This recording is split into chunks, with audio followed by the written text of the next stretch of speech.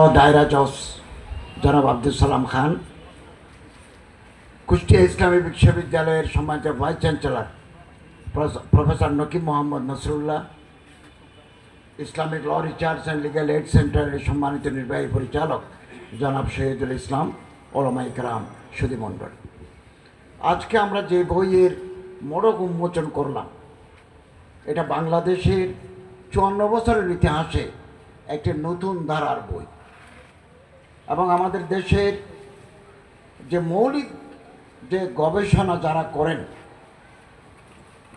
একেবারে যারা পথিকৃৎ, তাদের মধ্যে অন্যতম প্রফেসর ডক্টর আহমদ আলী। আপনারা দেখেছেন ইতিমধ্যে ৭ খণ্ডের বেদাত আপনাদের সামনে ছিল। তুলনামূলক ফিকহ, এটা তার একটা অন্যতম গ্রন্থ, এত বড় গ্রন্থটা। এবং আজকে একটা বই আমার হাতে দিলেন, সেটা হচ্ছে ইসলামের ব্যাংকিং শরিয়া পালন ও লঙ্ঘন। এরকম ভলিউমানাস বই তিনি অনেক লিখেছেন। আগের জামানার যে ফিতনা, অনেক ফিতনা বিলুপ্ত হয়ে গেছে, অনেক ফিতনা আবার ঢালপালা মেলে বিকশিত হয়েছে। এখন আবার নতুন ফেতন, নতুন ফিতনা আমাদের সমাজ, আমাদের রাষ্ট্র ব্যবস্থাকে গ্রাস করেছে। এগুলো দেখতে সুন্দর, শুনতে ভালো লাগে, কিন্তু এর ভিতরে যে অন্তর্নিহিত অর্থ আমরা অনেকেই জানি না। আমাদের জানা দরকার। এই ১ খণ্ডের ৩৫৪ পৃষ্ঠার বই আমাদের চোখ খুলে দেবে। It will be I opener to all. চোখ খুলে দেবে আমাদের, আমরা অনেকেই জানি না। আমি মনে করি এই বই তিনি এখানে ১৪টা মতবাদ চিন্তাধারা নিয়ে আলোচনা করেছেন। দ্বিতীয় খণ্ড সহ মোট ৫৪টা মতবাদ চিন্তাধারা নিয়ে আলোচনা করেছেন। এটাও অতি সত্বর মার্কেটে আসবে। এই চিন্তাধারাগুলো মানুষের মন, মানুষের মনন, মানুষের মানসিকতাকে প্রভাবিত করে। আমাদের জানা থাকা দরকার। আমরা যারা ইসলামের পক্ষে কথা বলি, হৃদয়ে ধারণ করি, চর্চা করি, আমাদের অবশ্যই এই বই অধ্যয়ন করতে হবে, সংগ্রহে রাখতে হবে। এটা একটা আকর গ্রন্থ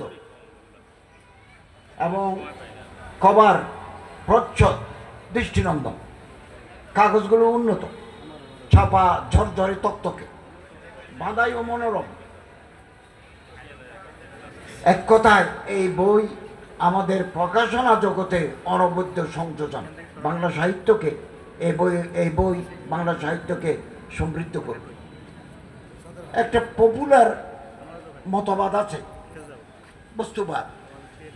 আমরা জানি না বস্তুবাদ বলতে কি। লিবারেলিজম, উদারতাবাদ, মানবতাবাদ, কথাগুলো দেখতে সুন্দর, শুনতে সুন্দর, কিন্তু ভিতরে অন্য কথা আছে। যুক্তিবাদ, মুক্ত চিন্তা, একটু ডাউন করেন, মুক্ত চিন্তা, চিন্তা মানুষের থাকবে। মুক্ত হতে হতে যদি আল্লাহকে অস্বীকার করে বসি, আখিরাতকে অস্বীকার করে বসি, এই মুক্ত চিন্তা ইসলামের সাথে সংঘর্ষ। সেকুলারিজম একেবারে অত্যন্ত popular term.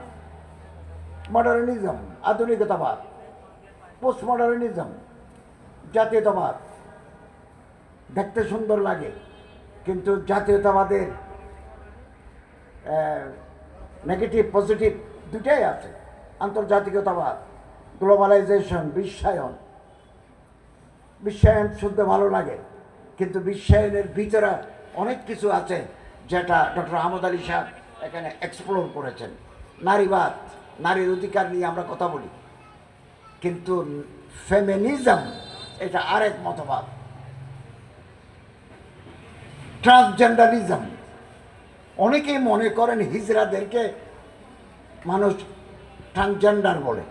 No, first gender পুরুষ, সেকেন্ড জেন্ডার মহিলা, থার্ড জেন্ডার এটা হিজড়া, যার লিঙ্গ বৈকল্য আছে, পুরুষও নয় মেয়েও নয়, তার লিঙ্গতে আছে